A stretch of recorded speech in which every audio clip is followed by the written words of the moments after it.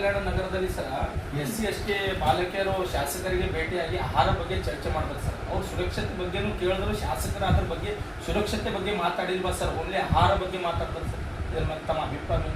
ಇಲ್ಲ, ಅವರು ಎಲ್ಲ ವಿದ್ಯಾರ್ಥಿಗಳು ಎಲ್ಲ ಬಂದು ಅವರಿಗೆ ಆಹಾರ ಬಗ್ಗೆ ಹೇಳಿದ್ದಾರೆ.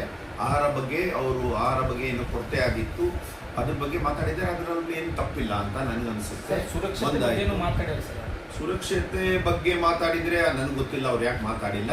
ಅದಕ್ಕೂ ನಾವು ಇಂಪಾರ್ಟೆನ್ಸ್ ಕೊಡಬೇಕು. ಯಾಕಂದರೆ ವಿದ್ಯಾರ್ಥಿದು ಅವ್ರು ಒಂದ್ಸಲ ಹಾಸ್ಟೆಲಲ್ಲಿ ಬರ್ತಾರೆ, ಅವ್ರದ್ದೆಲ್ಲ ಮೂಲಭೂತ ಸೌಕರ್ಯಗಳು ಏನೇನಿದೆ ಎಲ್ಲದ್ರ ಬಗ್ಗೆ ಸರ್ಕಾರ ಗಮನ ಕೊಟ್ಟು ಅದಕ್ಕೆ ನಾವು ಇಂಪಾರ್ಟೆನ್ಸ್ ಕೊಡಬೇಕು ಅಂತ ನನ್ನ ಅಭಿಪ್ರಾಯ.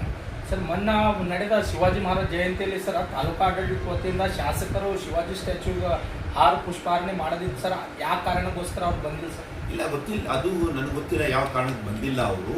ನೋಡಿ, ಅದು ಶಿವಾಜಿ ಪಾರ್ಕ್ ಆಗಲಿ ಶಿವಸೃಷ್ಟಿ ಆಗಲಿ ಅದು ಒಬ್ಬರದೇ ಯಾರ್ದೋ ಪರ್ಸ್ನಲ್ ಅಚೀವ್ಮೆಂಟು ಇಲ್ಲ, ಪರ್ಸ್ನಲ್ ಪ್ರಾಪರ್ಟಿನೂ ಅಲ್ಲ. ಇದು ಸಮಾಜದ ಒಂದು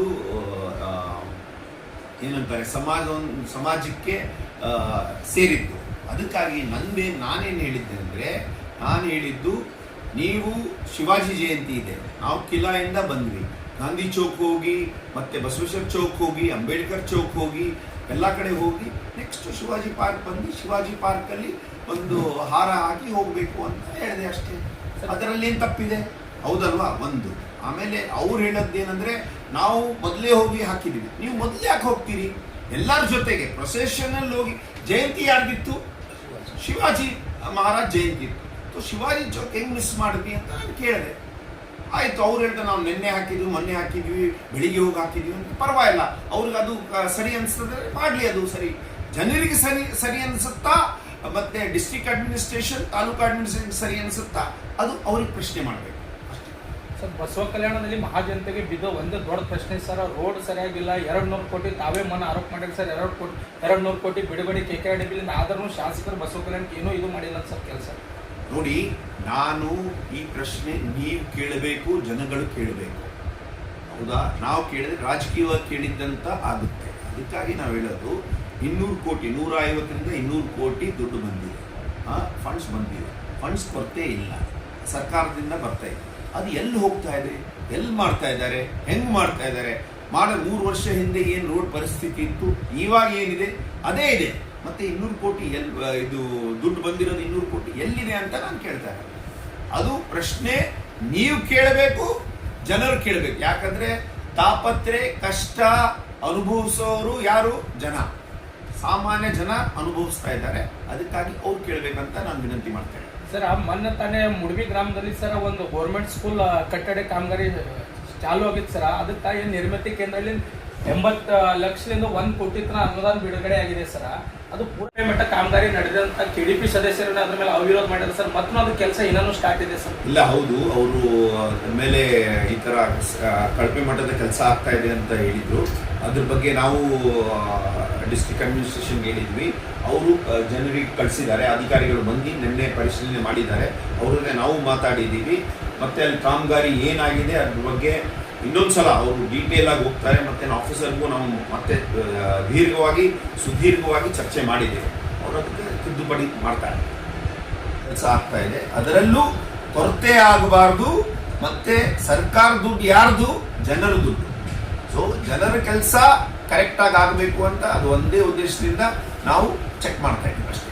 ಸರ್, ಬಸವ ಕಲ್ಯಾಣದಾಗ ಸರ್ ಎಲ್ಲಾ ಸಮಾಜಗೋಸ್ಕರ ಏನಾದ್ರೆ ಕೆಲಸ ಆಗಿದೆ ಸರ್. ಲಿಂಗಾಯತ ಸಮಾಜಗೋಸ್ಕರ ಅನುಭವ ಮಂಟಪ ಆಗಿದೆ ಸರ್. ಅದಾದ್ಮೇಲೆ ಮರಾಠ ಸಮಾಜಗೋಸ್ಕರ ಶಿವ ಸೃಷ್ಟಿ 10 ಎಕರೆ ಜಮೀನು ಆಗಿದೆ ಸರ್. ಅದಾದ್ಮೇಲೆ ಮುಸ್ಲಿಂ ಸಮುದಾಯಕ್ಕೋಸ್ಕರನೂ ಈದ್ಗಾ ಕಮಿಟಿ ಆಗಿದೆ ಸರ್. ಅದಾದ್ಮೇಲೆ ಹೇಮರೆಡ್ಡಿ ಮಲ್ಲಮ್ಮ ಎಲ್ಲ ಸಮಾಜ ಆಗಿದೆ ಸರ್. ಆದ್ರೆ ಬಸವ ಕಲ್ಯಾಣದಲ್ಲಿ ಬಹುತೇಕ ಚರ್ಚೆ ನಡೆದ ವಿಷಯ ಏನಂದ್ರೆ ಸರ್, ದಲಿತ ಸಮಾಜಗೋಸ್ಕರ ಏನೂ ಕಾಂಗ್ರೆಸ್ ಸರ್ಕಾರ ಬಸವ ಕಲ್ಯಾಣದಲ್ಲಿ ಏನೂ ಮಾಡಿಲ್ಲ ಸರ್.